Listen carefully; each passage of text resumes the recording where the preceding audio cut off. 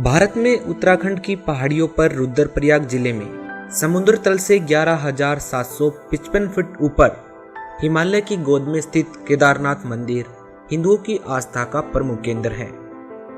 भगवान शिव को आराध्य देव मानकर इस मंदिर में प्रतिवर्ष हजारों लाखों श्रद्धालु यहाँ पहुंचते हैं। महाभारत में प्रसंग आता है कि पांचों पांडव अपने जीवन के अंतिम समय में हिमालय पर्वत पर तप कर रहे थे।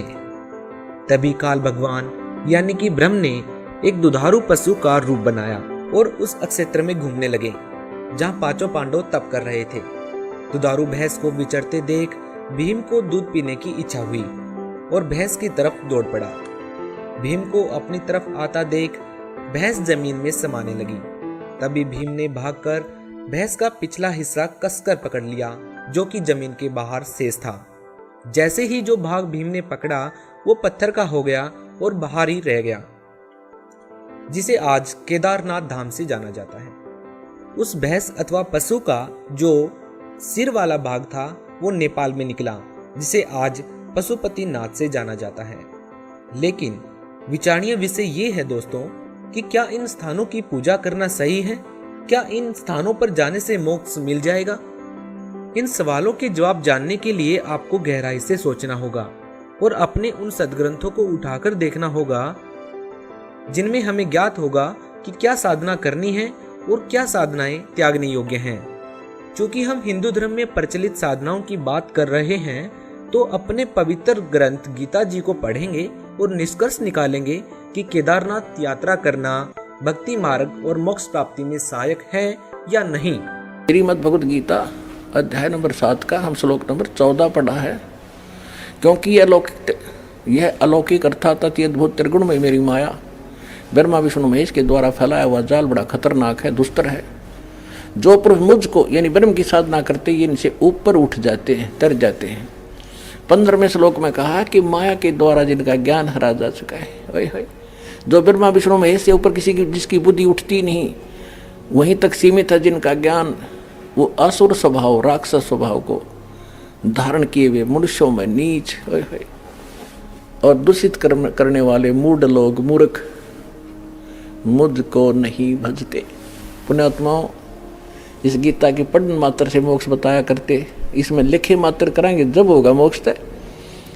जो इसमें लिखा है ऐसे करेंगे तभी मोक्ष होगा। उसकी जानकारी आपको दी जा रही है कि इसमें यह लिखा है ऐसे करना चाहिए, 2 अक्षर की बात है। गीता जी के अध्याय नंबर 3 में स्पष्ट लिखा है कि मनमाना आचरण करने से आपको मोक्ष की प्राप्ति नहीं हो सकती। इन लोक लुभावनी पूजाओं को करने के पीछे आखिर स्वार्थ किसका है, हमें यह भी जानना होगा।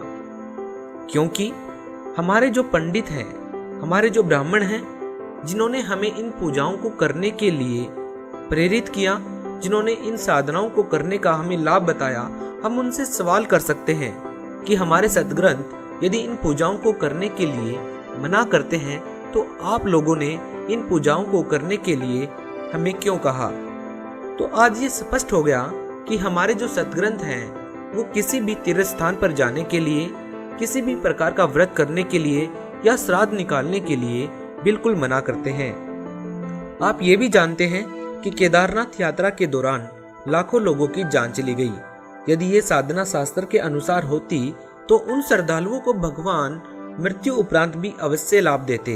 लेकिन ये साधना शास्त्र विरुद्ध है तो केवल वो श्रद्धालु पाप के भागी ही बने और परमात्मा से प्राप्त होने वाले लाभ से वंचित रह गए।